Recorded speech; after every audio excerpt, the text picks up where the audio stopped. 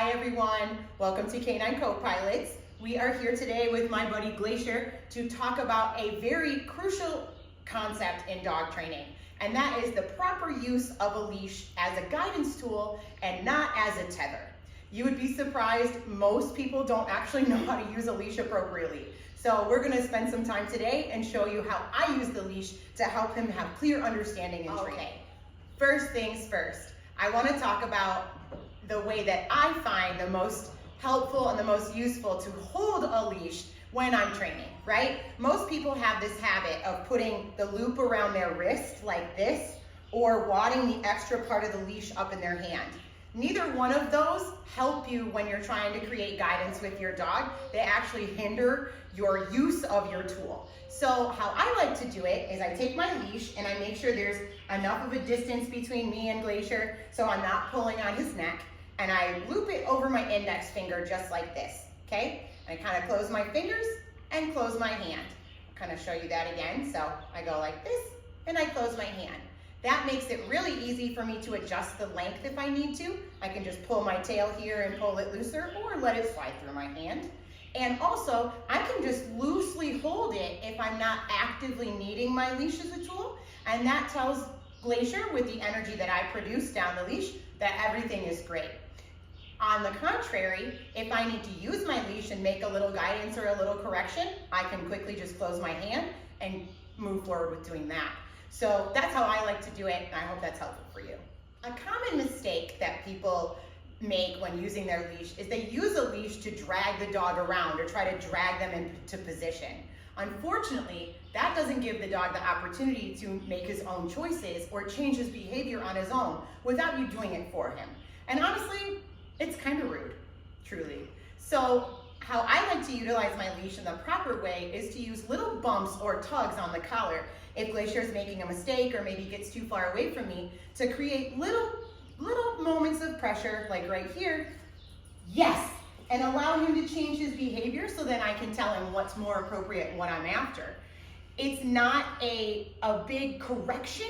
It's simply a tug that offers him the opportunity to change his behavior and make a better choice, okay?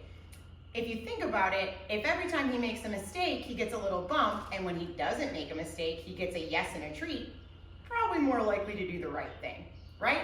So with that being said, I'm gonna use today I'm gonna use this time to start working a little bit of heeling or loose leash walking.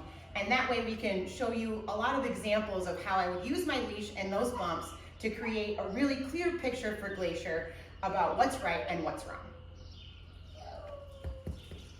So as I'm walking on a leash, I want Glacier to stay right in line as close as possible with my left leg. That way I know where he's at, he's not pulling, he's not getting too far away. And I want him to kind of maintain speed with me. So if he gets too far to the one direction or ahead of me, I'm gonna use my little bumps like right here. Yes, good boy, to give him the opportunity to move back in the right spot. Yes, good boy, Bonnie, good job. And not every single yes has to come with food, because he already feels good when I say yes. Good boy. But when he comes up in the right spot, yes. I'll give him some snacks there too. Super guy. Good job. Good boy. And if you can see here, I'm not dragging him back. I'm simply bumping him. Yes. And telling him, don't go over there. Stay over here. Very nice, buddy. Good job. Good work. So in the last clip, I don't know if you noticed, but I also, when I made those little bumps, I paired that with a verbal and that would be our negative marker. You guys remember from the last video with Brian where he talked about positive markers, that yes, and you've seen me use those today.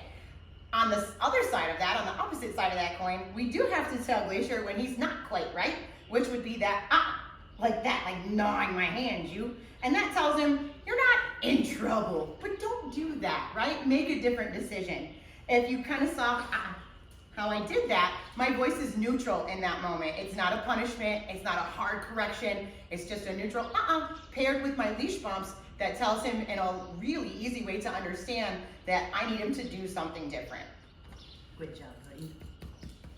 Heel.